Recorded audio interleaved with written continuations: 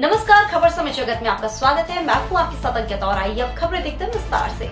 भोपाल मध्य प्रदेश की राजधानी भोपाल स्थित बीजेपी कार्यालय में प्रकोष्ठ और मोर्चा की सदस्यता अभियान को लेकर आयोजित की गई। इस बैठक में मुख्यमंत्री डॉक्टर मोहन यादव, प्रदेश अध्यक्ष वी डी शर्मा समेत तमाम पदाधिकारी शामिल हुए। मोर्चा प्रकोष्ठ और विभागों को संबोधित करते हुए सीएम डॉक्टर मोहन यादव ने कहा कि बीजेपी दुनिया की सबसे बड़ी पार्टी है। प्रधानमंत्री ने हमारी छाती 56 इंच कर दी है।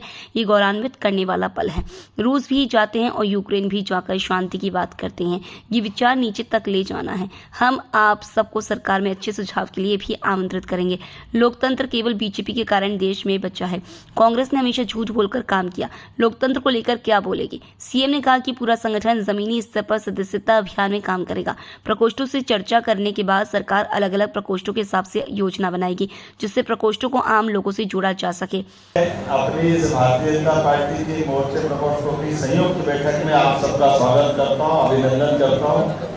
और दो तरह से बात छोटे में करके जाना है, क्योंकि तुरंत ग्वालियर निकलना है और इसीलिए मैं सबसे पहले खड़ा भी हुआ हूँ। और हम सब ने देखा कि धूमधाम से आपने क्या करा, आल की बाल की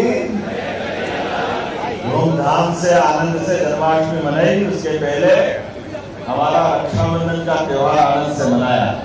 लेकिन जैसे कि हमने सबने तय किया, हमारी सरकार बनने के बाद महिला, युवा, किसान सभी प्रकार के चारों मिशन पे माननीय मोदी जी ने जो बात कही है, ऐसे में रोजगार परक व्यवस्थाओं के लिए सरकार लगातार काम कर रही है। उसी नाते से अपने संभाग की इन्वेस्टर समिट इसी का क्रम जारी है। इसमें उज्जैन, जबलपुर, आज ग्वालियर है, आगामी सितंबर में सागर है, फिर रीवा है और इसी के साथ साथ समान रूप से रोड शो भी हमारी सरकार के लिए इन्वेस्टर अधिकतम आए, इसलिए वो यहाँ इन्वेस्टमेंट बड़ा चलता ऑलरेडी। बड़े बड़े केंद्र है, उस स्थान पे जाकर भी उनको आमंत्रित करने का काम कर रहे हैं। इसलिए मुंबई के बाद कोयम्बटूर, तमिलनाडु, फिर कर्नाटक की राजधानी बेंगलोर, 19 सितंबर को मैं कलकत्ता जा रहा हूँ, पंजाब की राजधानी कलकत्ता। ये क्रम भी समान रूप से बनाए गए हैं और मुझे इस बात का संतोष है, हर तरफ से, हर जगह से सभी प्रकार के इन्वेस्टमेंट को लेकर बहुत अच्छा प्रतिसाद मिल रहा है।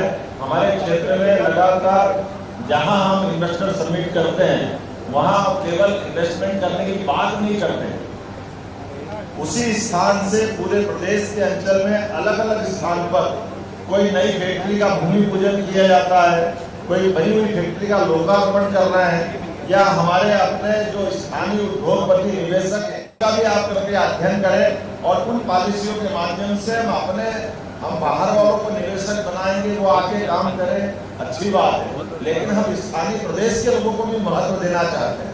आपके अपने परिवार में भी कोई बच्चे बड़े हो होंगे, कोई जमा हुआ घराना है, हमारे अच्छे लोग हैं जो व्यापार में कुशलता रखते हैं, वो भी हमारी अनुकूलता आसपास की पढ़े देखें और आप अपने प्रशासन के साथ बैठ करके आप में से भी हिम्मत करें।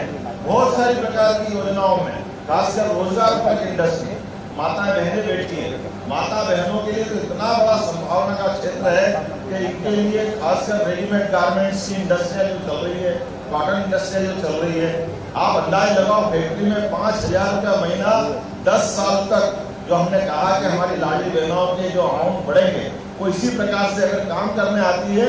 कल मैं उज्जैन की बेस्ट इंटरप्राइजेस में था, कोई भी बहन ऐसी नहीं थी जिसको 10,000 से कम का वेतन मिल रहा है। 10,000 एक साल के अंदर 10,000 से 15,000 तक का वेतन उनको मिल रहा है। वो 4-4,500 बहनें एक ही कारखाने में काम कर रही है। ऐसी लगातार ये श्रृंखला हम चालू करने वाले हैं। उसी प्रकार से युवाओं को लेकर भी सभी प्रकार के रोजगार के काम। लेकिन आज जो हम जिसके लिए बैठे हैं, आज वो महत्व की बैठक हमारे संगठन के सबसे बड़े पर्व, जिसको हम संगठन पर्व के नाम से जान रहे हैं, ऐसे में अभियान चला रहे हैं कि विश्व की सबसे बड़ी पार्टी, जोरदार ताली बजाएं अपने आप को गौरवान्वित होने के लिए।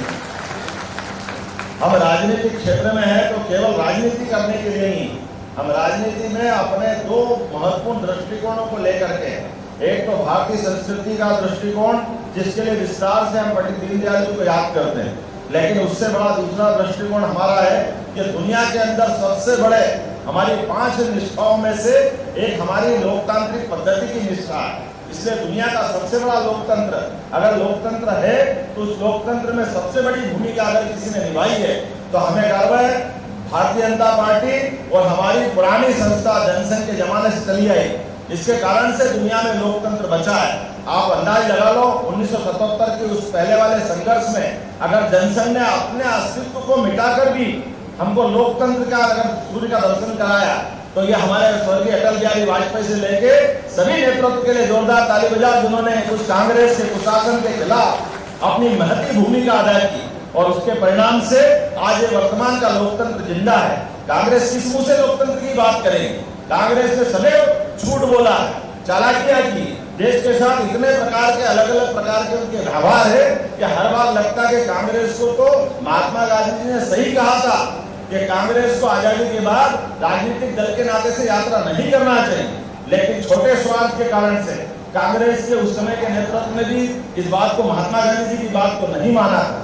कोई बात नहीं, ये आज भी सुधरने को तैयार नहीं, लेकिन मुझे इस बात की प्रसन्नता है आपको और हम मिल करके अपना काम करेंगे। इसी के कारण से हमारी लाइन लंबी करना, इसलिए दुनिया की सबसे बड़ी पार्टी अगर कोई है तो भारतीय जनता पार्टी है। हमें इस बात का गर्व है, पूरी दुनिया आपकी तरफ आंखों भरी निगाह से आपको देख रही है और न केवल दुनिया बल्कि तीसरी बार यशस्वी प्रधानमंत्री के नेतृत्व में जोरदार अभिनंदन करें माननीय नरेंद्र मोदी जी का, जिनके कारण से दुनिया का सबसे बड़ा लोकतंत्र गौरवान्वित हो रहा है। और हम और आपका सीना क्या 56 इंच का होता है जब हमारे देश का प्रधानमंत्री रूस के राष्ट्रपति से भी मिलता है और यूक्रेन में जाकर भी शांति की बात करता है। ये गौरवशाली क्षण अगर किसी ने दिया है तो भारतीय जनता पार्टी के अपने मूल मंत्र ने दिया है, जिसने कहा कि हम शांति के पक्षधर हैं, हम किसी भी दिशा में नहीं जाना चाहते, लेकिन हमारा तो जन्म इसीलिए हुआ है। मुझे इस बात की प्रसन्नता है, ये विचार केवल कुछ लोगों तक सीमित नहीं रहना चाहिए, इसलिए भारतीय जनता पार्टी ने सदस्यता को नीचे तक ले जाने का निर्णय किया है।